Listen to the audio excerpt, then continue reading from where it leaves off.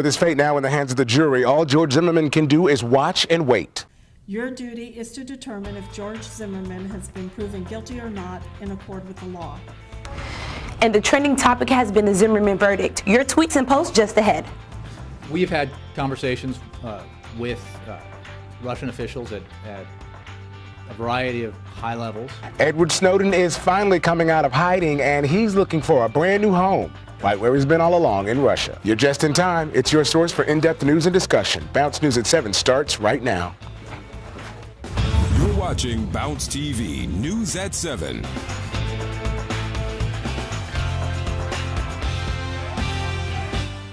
Testimony's over. The evidence has been presented and things have wrapped up. The jury is out. All that's left to do is time for a verdict. Good evening. I'm Rahman Johnson, and you are inside of Bounce. It's Bounce News at 7. Now, what we're understanding is the jury is out. They've been deliberating for several hours now. That's the essence of this entire timeline. People are trying to figure out whether it's murder or self-defense. And in closing arguments, that's exactly what attorneys worked to hammer home. Do we think he might have acted in self-defense? Not convinced. I have some doubt, have some concern that he just may have acted in self-defense. And if you reach that conclusion, you get to stop. You really do. Why? Because self-defense is a defense to everything. To littering, to speeding, to battery, if it mattered, to grand theft, to assault, to manslaughter, to second degree. Now, in the rebuttal, the state made its argument for why George Zimmerman's idea of self-defense is indefensible. This case is not about standing your ground. It's about staying in your car like he was taught to do, like he was supposed to do. And he can't now cloak himself with the noble cause of a neighborhood watch coordinator, violate its cornerstone principle, and expect you to absolve him of his guilt. And with that, both sides had concluded their statements, and it was time to place George Zimmerman's fate in the hands of the jury. Your duty is to determine if George Zimmerman has been proven guilty or not in accord with the law. And that brings us up to right now, with the eyes of the nation watching Sanford and the courthouse and waiting for a decision. And joining us tonight is Kwame Thompson. He has a legal perspective. Kwame, thanks so much for joining us. Thank you for having me, Rahman. And of course, I know you've been watching this case like we all have. And the main question is, how long do you think jurors are going to take to come back with a verdict one way or the other? Well, Rahman, it's really hard to tell.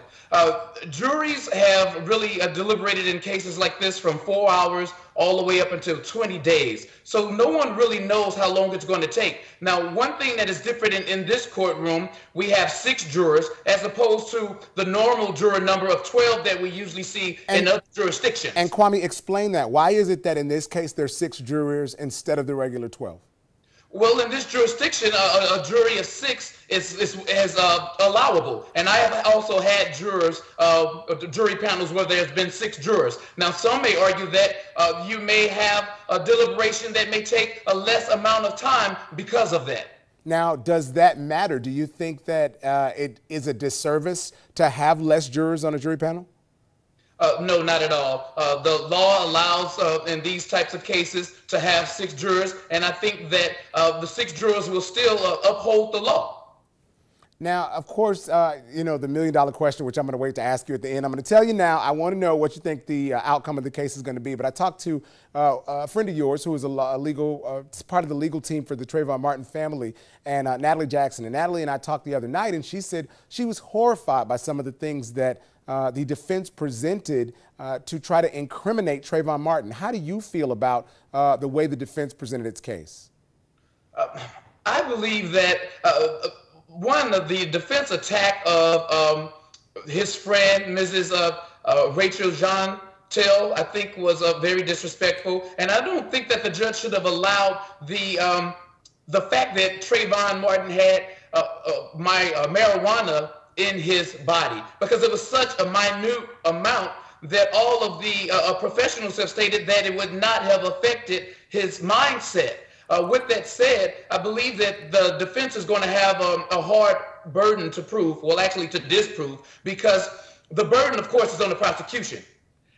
But Zimmerman is claiming self-defense, and there are no eyewitnesses, and Zimmerman did not take the stand in his own defense.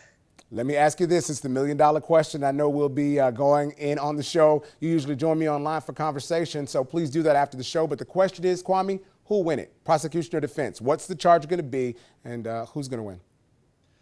From day one, I have paid attention closely to this case, and at some point, things have flipped back and forth, but I believe that the prosecution has met their burden of proof.